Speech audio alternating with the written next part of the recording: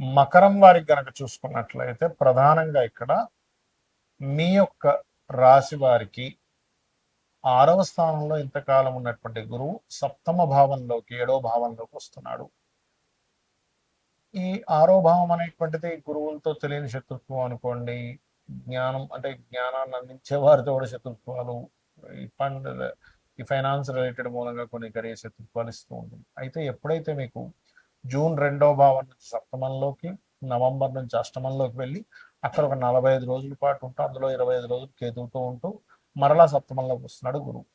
దీనివల్ల మీకు కలిగేటువంటి ఫలితాలు ఏమిటి, ఏ దేవత ఆరాధన చేయాలి, ఎటువంటి విషయాల పట్ల మీరు జాగ్రత్త వహించాలి అనేటువంటి అంశాలు చెప్తుంది నేనైనప్పటికీ చెప్పిస్తుంది సాక్షాత్ లలిత అమ్మవారిగా భావిస్తూ ఆ లలితాంబిక అమ్మవారి యొక్క అనుగ్రహం మీకు పరిపూర్ణంగా కలగాలని మనస్ఫూర్తిగా కోరుకుంటూ ఇక్కడ గమనించినట్లయితే ఈ గురువు సప్తమంలో ఉంటూ లగ్నాన్ని, లాభస్థానాన్ని, 3వ భావాన్ని వీక్షిస్తున్నాడు. సహజంగా 3వ స్థానంలో శని ఉండడం మంచిదే, కాకపోతే రాహు అయినా చేస్తూ ఉన్నాడు. కొంత ధైర్యంగా సాహసంగా కొన్ని పనులు చేస్తారు, కొన్ని మిస్అండర్స్టాండింగ్స్ అనేవి తగ్గడం జరుగుతుంది దానివల్ల, ఈ గురువు యొక్క దృష్టి సప్తమంలోకి వచ్చి చూడడం వల్ల. అలాగే గురు బలము పెరుగుతుంది. చూడండి, గురుబలం ఉందండి అంటూ ఉంటాం. ఎప్పుడు వస్తుంది? గురువు యొక్క దృష్టి చంద్రుడికి కానీ లగ్నాన్ని కానీ వీక్షించినప్పుడు ఉంటుంది. కాబట్టి గురుబలం పెరుగుతుంది మకరం వారికి. వ్యాపారంలో కొన్ని లాభాలు కూడా పెరుగుతాయి. సో ఆ రకంగా ఉంటుంది. అయితే ఇక్కడ మీకు వ్యాపార లాభాలు కానివ్వండి, గురుబలం పరిపూర్ణంగా శుభత్వంగా రావాలనుకున్నా, కొన్ని గతంలో ఏర్పడినటువంటి కొన్ని అగ్రిమెంట్స్ అనుకోండి, కొన్ని విషయాల్లో మీకు సెట్ అవ్వాలనుకున్నా మీరు చేయవలసింది ఏమిటి అంటే, నవగ్రహాలలో కేతువు, శని, రాహు గ్రహాల దగ్గర దీపారాధన చేయండి. లలితా సహస్రనామాల యొక్క శ్రవణం, పఠనం చేయండి. మరియు ఈ గురువు మీకు 8వ స్థానంలో కేతువు దగ్గరికి వస్తాడు. దీనివల్ల ఏంటి, తాతగారు ఆస్తికి సంబంధించిన విషయంలో ఏమైనా ఉంటే డిస్ప్యూట్స్ ఉంటే కొంచెం తగ్గడము, కొంతవరకు ఊరట అనేటువంటిది లభిస్తుంది. కాబట్టి అష్టమంలో కేతు ఉన్నాడు కాబట్టి మీరు ముఖ్యంగా అష్టమీ చంద్ర విభ్రాజ అలికస్థల శోభితాయ నమః అనే మంత్రం చేయండి. ఖచ్చితంగా మీకు బాగుంటుంది. మరియు గోవులకు కాస్త బెల్లము, గ్రాసము, 4 ఉండలు బెల్లం చేసి తినిపించడము, ఇవి చేయండి. అన్ని విధాలా మీకు బాగుంటుంది. మనకి ఈ గురువు మార్పు మూలంగా పోయిన సంవత్సరం చూడండి 3 రాసులు మారాడని చెప్పుకున్నాం. వృషభము, మిథునము, కర్కాటకంలోకి వచ్చి మళ్ళీ మిథునంలోకి వెళ్ళిపోయాడు. ఈ సంవత్సరం కూడా ఈ పరాభావనామ సంవత్సరంలో కూడా గురువు మిథునము, కర్కాటకము, సింహం. కాబట్టి ఏమిటిది, ఎప్పుడైనా ఇలా మారినప్పుడు ఏమవుతుందంటే మీరు గమనించండి. కావాలంటే రకరకాల రాష్ట్రాల నుంచి ప్రజలు మార్పులు చెందడం, రకరకాల దేశాల నుంచి మైగ్రేట్ అవ్వడం జరుగుతూ ఉంటుంది. Point number 1. రెండవది నష్టము, జీవ నష్టము అని చెప్తారు. మేధినీ జ్యోతిష్యం అని ఒకటి ఉంటుంది, ముండేన ఆస్ట్రాలజీ. అదేంటంటే పర్సనల్ చార్ట్ కాకుండా దేశాల మీద ప్రభావం చూపిస్తూ ఉంటుంది.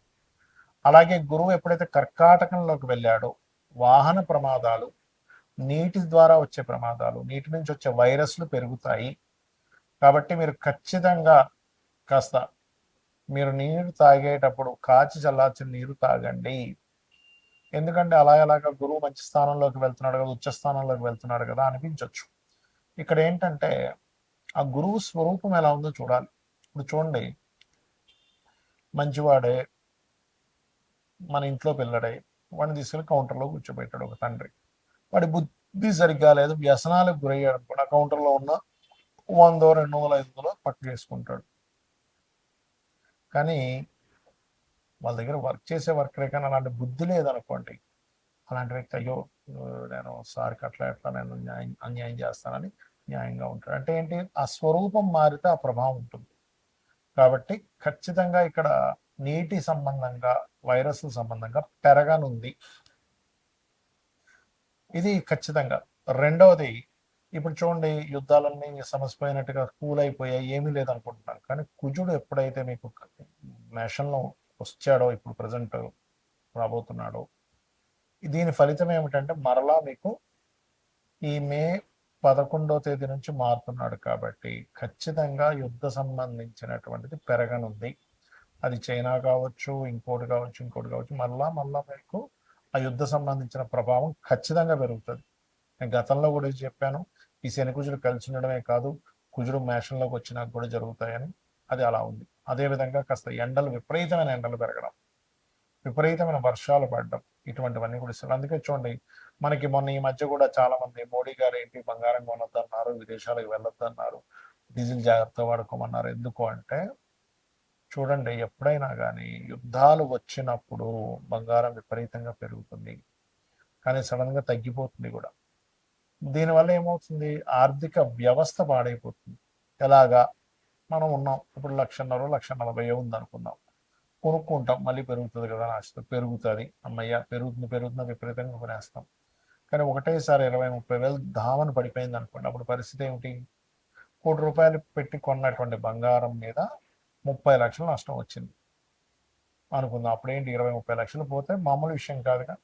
అలా ప్రతి ఒక్కరి జీవితంలో కొన్ని లక్షల రూపాయలు పోతే దేశవ్యాప్తంగా, ప్రపంచవ్యాప్తంగా ఏమవుతుంది, అది కొన్ని వేల లక్షల కోట్లు రాత్రి ఆవిరైపోతాయి. ఆ భావనతో ఒకటి. రెండవది, ఇక్కడ గురువు ఎప్పుడైతే కర్కాటకంలోకి ఎంటర్ అవుతాడో దొంగ బంగారం పెరుగుతూ ఉంటుంది. అంటే నిజంగా ఒరిజినల్ బంగారం ఉండదు, బంగారం లాగే కనిపిస్తుంది, అలాంటివి కొనుక్కుంటారు. ఎప్పుడు కూడా డిమాండ్ పెరిగిపోతున్నప్పుడు, రేట్లు పెరిగిపోతున్నప్పుడు డూప్లికేట్ తయారవుతుంటాయి. సో ఈ డూప్లికేట్ బంగారం వచ్చే ఛాన్స్ ఉంటుంది. కాబట్టి నాణ్యత సరైన దాంట్లో ఇక్కడ ఇక్కడ ఇప్పుడు ఎలా అంటే మనకి పెళ్ళిళ్ళు ఉంటాయి, బంగారం కొనుక్కోకుండా ఉండలేక సంవత్సరం పాటు పెళ్ళికి పెట్టాలి, కూతురుకో కొడుక్కో మనవడకో ఇంకోటి ఏదో ఫంక్షన్ అను. అప్పుడు ఏం చేయాలి, ఇది ఖచ్చితంగా మంచిదే, ఈ షాప్లో మనకి ఇబ్బంది ఉండదు అనుకునే నిర్ధారణ చేసుకుని వెళ్ళండి. ఇది చాలా చాలా చాలా ఇబ్బందిని ఇవ్వనుంది. కర్కాటకంలోకి గురువు ప్రవేశం అనేటువంటిది వాహన ప్రమాదాలు, నీటి ప్రమాదాలు, నీటిలో ఉండేటువంటి నీటి ద్వారా వెళ్ళేటువంటి వాహనాల ద్వారా, లేకపోతే నీరు ద్వారా వచ్చేటువంటి ఇబ్బందులు, లేకపోతే అకాలంగా సడన్గా వచ్చే వర్షాల వల్ల కొంత రైతులకు ఇబ్బంది ఉంది. కాబట్టి వర్ష సంబంధమైన దాన్ని అర్థం చేసుకుంటూ పాటించుకుంటూ కాస్త రైతులు ఉండాలి, గుర్తుపెట్టుకోండి. అలాగే ఇక్కడ మరొక విషయం ఏంటంటే, దీని యొక్క ప్రభావం 45 రోజుల పాటు ఎక్కువగా ఉంటుంది, ఈ కుజుడి యొక్క ప్రభావం. ఎందుకంటే గురువు కర్కాటకంలోకి మారాడు, కుజుడు ఓన్ హౌస్లోకి వచ్చేసాడు. కుజుడు దృష్టి కర్కాటకంలో ఉండే గురువు మీద ఉంటుంది. కాబట్టి ఏంటి, ఈ వాహనాలు అధిక వేగం మీద వెళ్ళడం అనేది తగ్గించండి. నీటి ప్రదేశాల్లో కొన్నిసార్లు వర్షం పడితే విపరీతంగా వర్షం ఉంటుంది, నడుచుకుంటూ వెళ్తే టక్కన మ్యాన్ హోల్లో పడిపోతుంది, ఇలాంటివి ఉంటాయి, డేంజర్స్ ఉంటాయి. నీటి మూలంగా వచ్చే ప్రమాదాలు, నీటి మూలంగా వచ్చే వైరస్లు, నీటి మూలంగా వచ్చేటువంటి ఇబ్బందులు ఉన్నాయి. కాబట్టి ఈ విషయంలో కాస్త జాగ్రత్త ఖచ్చితంగా వహించండి, గుర్తుపెట్టుకోండి. ఇక అదేవిధంగా మీరు ఎప్పుడూ కూడా ఏ గ్రహం మారినా కూడా మీ పర్సనల్ చార్ట్, అంటే మీరు జన్మించినప్పుడు ఉండేటువంటి గ్రహాలని ఈ మారిన గ్రహం పాజిటివ్గా ట్రిగర్ చేస్తుందా, నెగటివ్గా ట్రిగర్ చేస్తుందా అనేది తెలుసుకోగలగాలి. అంటే ఎలాగా అంటే, మనం ఒక రేసు మారిపోయేటప్పుడు మనం రకరకాలుగా ఆలోచిస్తాం. మనం వెళ్ళే ప్రదేశం ఎలాంటిది, అక్కడ పిల్లలకి స్కూల్కి దగ్గర ఉందా లేదా, సూపర్ మార్కెట్ దగ్గర ఉందా లేదా, లేకపోతే మనకి ఏదో హాస్పిటల్ దగ్గర ఉందా లేదా అని చూసుకుంటాం. ఎందుకు, మారిన దాని వల్ల మనం ఆ ప్రదేశం మారినప్పుడు మనకేమిటి అక్కడ ఇంకా బాగుంటే ఇంకా బాగుంటుంది. అలాగే ఒక గ్రహం మారేటప్పుడు, గురువు మారాడు, కుజుడు మారుతున్నాడు, రవి మారుతున్నాడు, ఇలా మారుతూ ఉంటాయి ఎప్పటికప్పుడు. మారేటప్పుడు ఏంటంటే మేజర్ ప్లానెట్ అంటే గురువు, శని, రాహుకేతువులు మేజర్ ఇన్సిడెంట్స్ మన లైఫ్ని టర్న్ చేసేటువంటి ఇన్సిడెంట్స్ ఇచ్చే గ్రహాలు. కాబట్టి వీటి ప్రభావం ఎక్కువగా ఉంటుంది. కాబట్టి మార్పు ఒకటే కాకుండా మీ పర్సనల్ చార్ట్లో ఏ మహాదశ నడుస్తుంది, ఏ అంతర్దశ నడుస్తుంది, ఇప్పుడు వైరస్లు, రోగాలు వస్తాయని మీకు ఎక్కడ రోగభావం లేదనుకోండి, పెద్ద ఎఫెక్ట్ ఉండదు. మొన్న లాస్ట్ ఇయర్ కోవిడ్ వచ్చినప్పుడు, 4 years బ్యాక్ వచ్చినప్పుడు కూడా చూడండి, కొంతమందికి చాలా ఎఫెక్ట్ అయితే కొంతమందికి పెద్ద ఎఫెక్ట్ అవ్వాలి. It's depend on your personal chart ఎలా ఉందనే దాన్ని అర్థం చేసుకుంటూ ముందుకు వెళ్ళాలి. శ్రీమాత్రే నమః.